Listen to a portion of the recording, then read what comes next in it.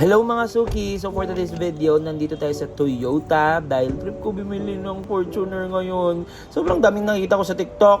So wala nang patumpik-tumpik pa, nandito na ako sa loob para i-try at mamili.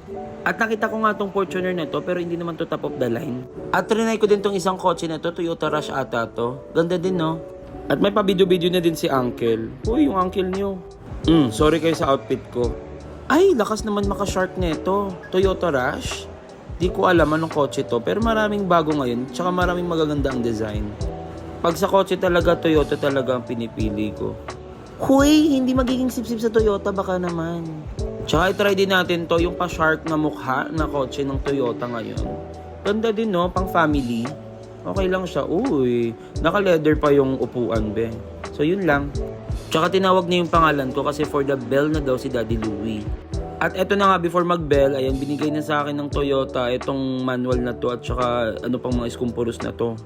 At yun na nga, nagpa-bell-bell na nga ang Daddy Louie nyo. Uy, thank you so much Toyota, hindi magiging sip-sip. So papunta na kami ng releasing area. Eto na nga yung LTD natin. Wow, eto nga pala ang Fortuner na top of the line LTD Toyota Fortuner. Ganda no?